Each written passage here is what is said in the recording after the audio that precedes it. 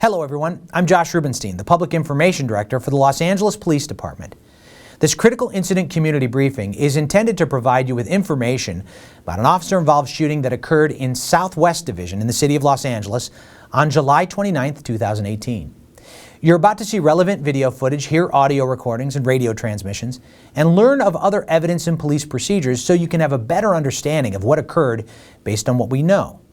The LAPD conducts very thorough use of force investigations that typically require investigators to interview multiple witnesses, view numerous hours of video footage, and analyze a significant amount of forensic evidence.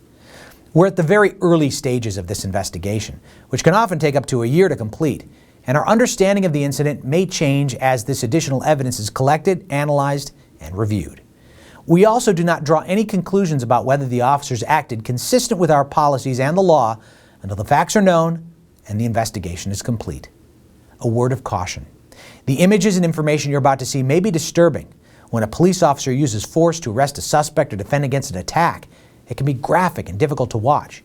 In addition, there may be strong language used by those shown in the video. Viewer discretion is advised, especially for young children and sensitive viewers.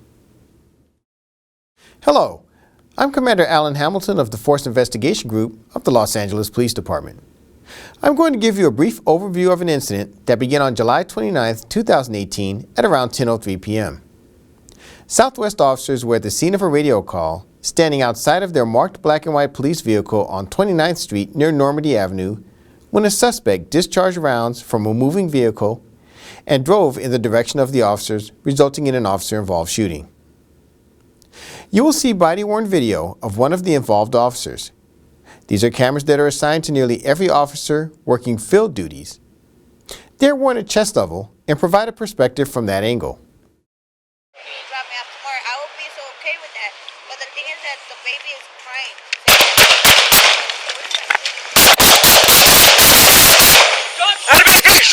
Shots fired! 29 and Vermont! Correction, 29 Normandy! Suspect vehicles going...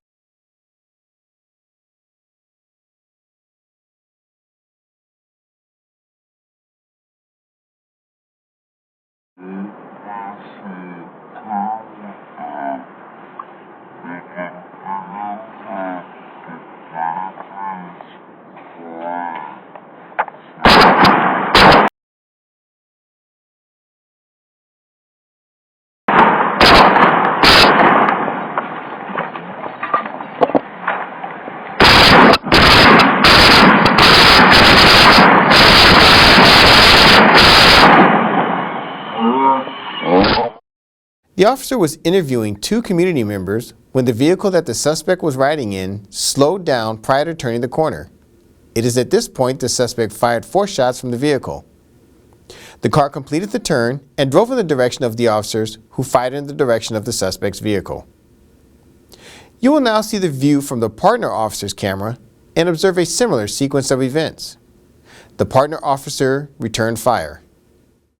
Okay with that. But the thing is that the baby is crying. Shots! 318 shots fired! Neither the officers nor the community members they were interviewing were injured. Investigators recovered 4 .380 caliber discharge casings at the scene. The suspect's vehicle was located approximately 1 block away on Brighton Avenue and contained gunshot holes on the driver's side.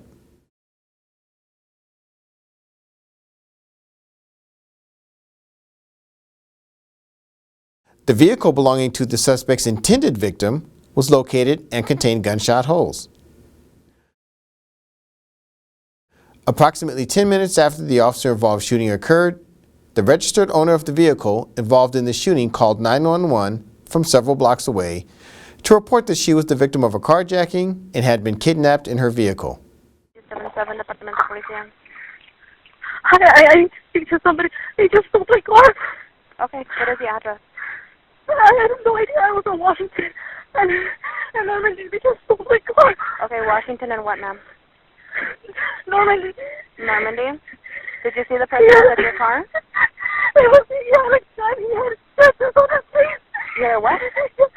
He had tattoos on his face. I just ran. Freckles? Oh my God. Okay, ma'am, I need you to take a deep breath for me, okay? Take a deep breath for me because I can't understand you.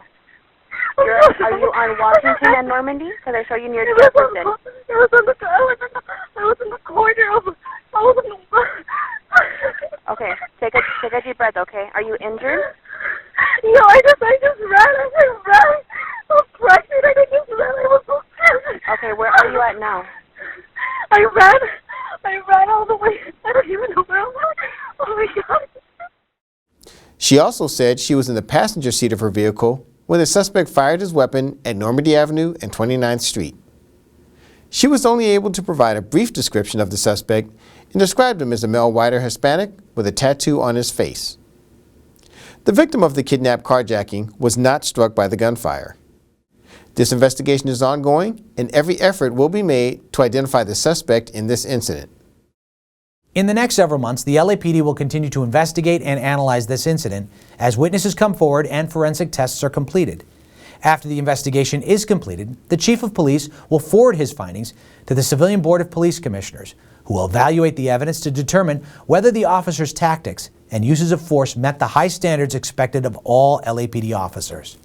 If you'd like more information on how the LAPD and the LA District Attorney's Office investigates all officer-involved shootings and other serious uses of force, visit lapdonline.org, where you can also find LAPD's use of force policies and procedures. Thank you for taking the time to view this critical incident community briefing.